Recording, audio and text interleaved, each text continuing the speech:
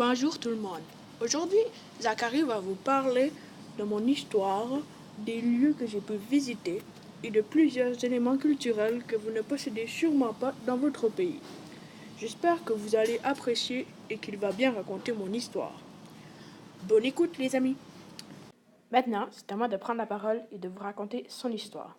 Le roi du Manding, Narifa Magan Konate, a demandé à un médium d'utiliser ses coris pour définir son destin. Il voulait avoir un puissant fils. Le médium lui a alors dit qu'il devrait se reproduire avec une femme qu'il ne trouvait pas de son goût. C'est alors qu'il rencontra Sogolon et ensemble, ils ont créé le fameux fils puissant que Narifang Magan Konate attendait depuis toujours. Mais le roi avait une autre femme qui était une sorcière. Alors Sundiata décida de s'exiler dans le royaume Ouagadougou pour se protéger. Quelques années après, il apprit que le Manding s'était fait conquérir par Sumaharo, le roi du royaume Soso. Alors, pour aller sauver son père, il s'allia avec plusieurs autres royaumes et alla combattre la puissante armée Soso. Il finit par battre l'armée Soso et reconquérir le Manding. Maintenant, je vais vous parler de 3 lieux que Sundiata a pu visiter pendant son aventure. Je vais commencer avec le Manding. Le Manding, c'est la région habitée par les Mandinka ou Mainkinyani, qui sont 2 peuples du Manding, et le pays de Do ainsi que d'autres chefferies en font partie. Le Manding est très grand et là-bas il y a beaucoup de voitures. Dans ce roman, c'est là-bas que se déroule l'enfance complète de Sundiata, de sa naissance jusqu'à ce qu'il s'exile dans un autre royaume, qui est le royaume Ouagadougou, qui est aussi mon 3e lieu que je vais vous parler tantôt. Comme 2e lieu, je vais vous parler du royaume Soso. Je vais vous le montrer juste ici. C'est le royaume Soso. Tout autour, c'est tous des autres royaumes, comme lui du Ouagadougou, que je vais vous parler tantôt.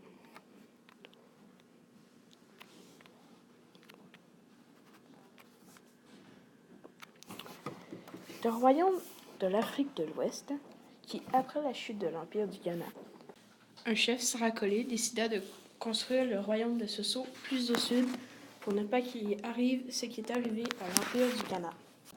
Il a ensuite été détrôné par Sumaharo. Ce qui est en rapport avec le roman, c'est que c'est là-bas où se déroule la bataille finale entre Sumaharo et Sundiata.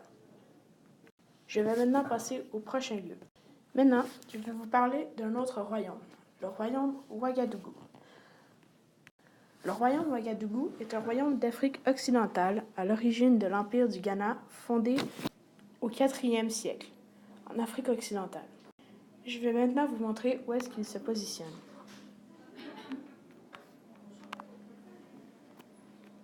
Je ne sais pas si vous pouvez bien le voir, mais c'est juste ici. C'est écrit Ouagadougou. Il est très proche du royaume Soso, le royaume que je vous ai parlé juste avant.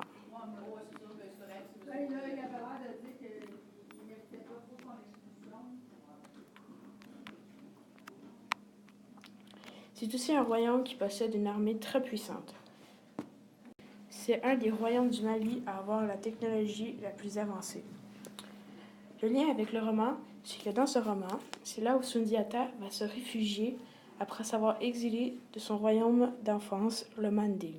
Maintenant, passons aux 6 éléments culturels que j'ai choisis dans ce roman. Je vais commencer avec la Sumbala. La Sumbala est une épice en Afrique de l'Ouest, connue pour son odeur forte. Il est fabriqué traditionnellement avec les grains de l'arbre de néré. On l'utilise souvent dans les plats comme des pâtes. Il est souvent accompagné aussi avec le riz. Je vais maintenant vous le montrer de plus près. C'est comme plein d'épices mis ensemble pour faire une boule. Je me demande si c'est épicé. Dans ce roman, la mère de Sundiata, Sogolon, en met beaucoup dans sa fameuse soupe qu'elle sert tout le temps à Sundiata, qui est d'ailleurs un de ses mets préférés. Comme 2e élément culturel, je vais vous parler du dégué.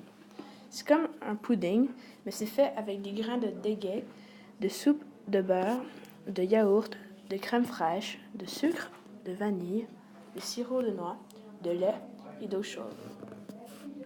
C'est un des nombreux plats très aimés au Mali. Selon plusieurs infirmières, cela serait très bon pour guérir la grippe.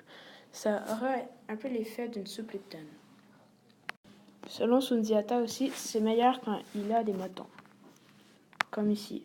Vous voyez les espèces de motons. Il paraît que ça donne un goût plus croquant. On y rajoute souvent plusieurs fruits, mais les fruits les plus habitués à voir avec le dégué sont les fraises. Comme je vais vous le montrer ici, j'ai une belle image avec les fraises. Ça fait comme un petit bonhomme sourire. Que ça a l'air bon.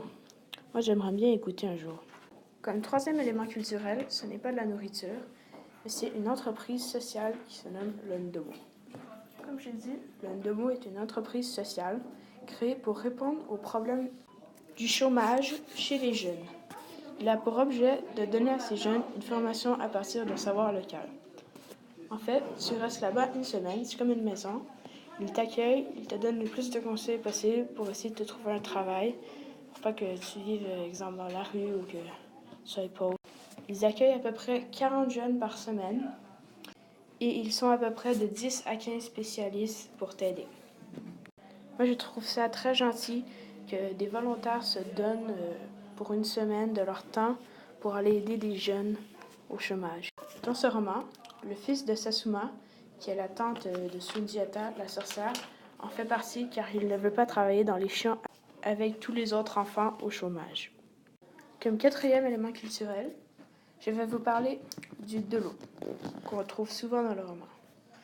C'est une bière ancestrale obtenue par la fermentation de sorgho rouge ou du mil germé et cuit dans de l'eau très chaude.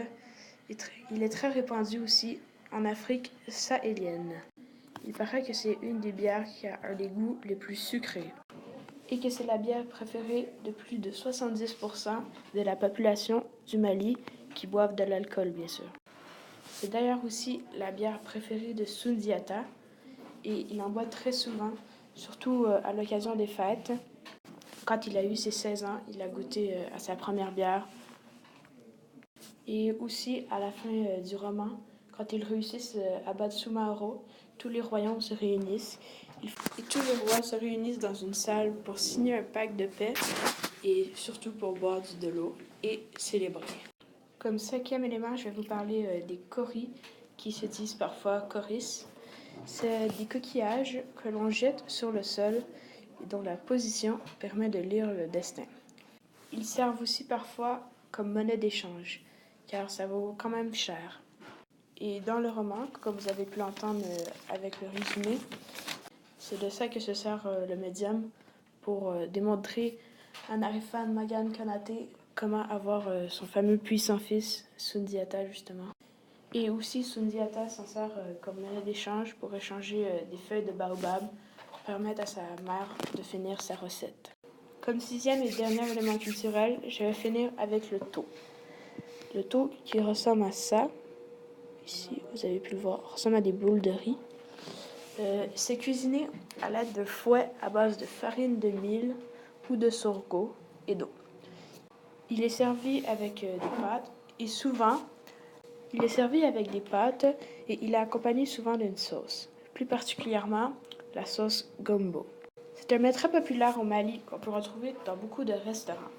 Et dans le roman, après la dernière bataille contre Soumaoro, les femmes leur servent du tau avec de l'eau. Je vais maintenant alors passer à ma conclusion sur le roman Sundiata, l'enfant lion. Et oui les amis, c'est moi qui est de retour. Comme vous avez pu le voir tout au long de la magnifique présentation de Zachary, mon pays, le Mali, est couvert de plein de belles cultures et surtout de plusieurs aliments différents, comme la chumbala, le dégué, le delo et le tau. Vous avez aussi pu voir qu'au Mali, avant, dans l'ancien temps, il n'y avait pas de ville. Le Mali était séparé en plusieurs royaumes qui étaient souvent en guerre. Malheureusement, plusieurs en mouraient chaque jour.